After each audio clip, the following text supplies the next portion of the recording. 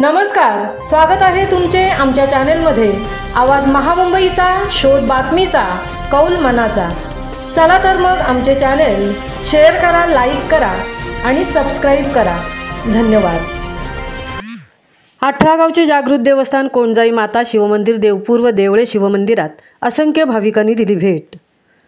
पोलादपूर तालुका हा आध्यात्मिक तालुका म्हणून ओळखला जातो, तसाच निसर्ग सौंदर्याने नटलेलाही तालुका म्हणून ओळखला जातो। या तालुक्यात शिवकालीन मंदिरे असून त्यातील एक प्रसिद्ध मंदिर म्हणून कोणजाई मातेचे मंदिर प्रसिद्ध आहे। शिवकाळातील इतिहासाच्या पाऊलखुणा या मंदिरामध्ये आपल्याला पाहायला मिळतात। या मंदिराचा इतिहास 12व्या शतकापर्यंत मागे जातो। शिलाहारकालीन राजवटीत मंदिर अस्तित्वात असल्याचे पुरावे येथे सापडलेले आहेत।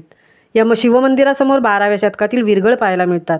स्वयंभू अर्धनारी नटेश्वर तसेच जागृत देवस्थान म्हणून कोणजाई मातेचे मंदिर या परिसरात प्रसिद्ध आहे। श्रावणी सोमवार निमित्त येथे भाविकांची गर्दी पाहायला मिळते। नदीच्या तीरावर अतिशय रम्य परिसरात हे मंदिर स्थापित केले असून तालुक्यातील सर्व भाविक येथे दर्शनासाठी येत असतात। नवसाला पावणारी कोणजाई माता म्हणून या विभागात हे मंदिर प्रसिद्ध आहे। येथे देवपूर येथील आजीमाजी सैनिकांनी या मंदिराकडे येणाऱ्या रस्त्यावर भव्य दगडी प्रवेशद्वार बांधून या परिसराची शोभा अजून वाढवली आहे। आवर्जून भेट द्यावी असे हे ठिकाण आहे।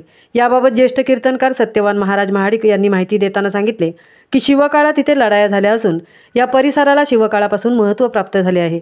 सर्वांची इच्छा पूर्ण करणारे हे ठिकाण असून वर्षभरात लाखो भाविक येथे भेट देतात अशी माहिती दिली। तर देवळे शिवमंदिरात सकाळी शिवाभिषेक गुरुवर्य श्रीपती बाबा मोरे यांचे चिरंजीव प्रकाशदादा मोरे यांनी सपत्नीक केला, तर शिवलीलामृत ग्रंथाचे पारायण करण्यात आले। दुपारी गायनाचार्य नारायण महाराज कळंबे, ज्ञानोबा मांढरे, नारायण सकपाळ, सुमनताई केसरकर यांच्या सुमधुर वाणीने अवघे मंदिर भजनात दंग झाले। महाप्रसादाने कार्यक्रमाची सांगता झाली। पोलादपूर मेडिकल असोसिएशनचे doctor Nitin Mapra, doctor Rajendra Patil, doctor Anil Kakad यांनी देवळे मंदिराला भेट दिली। मनःशांतीसाठी आवश्यक भेट द्यावी असे हे ठिकाण पाहून नक्कीच मनाला समाधान होते।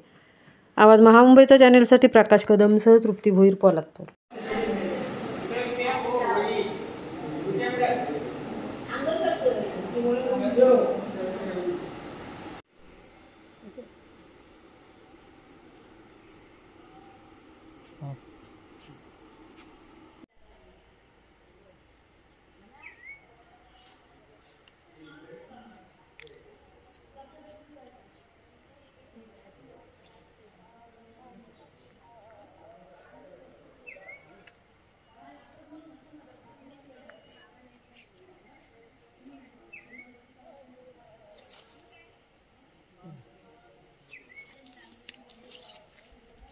इससे नहीं कहते।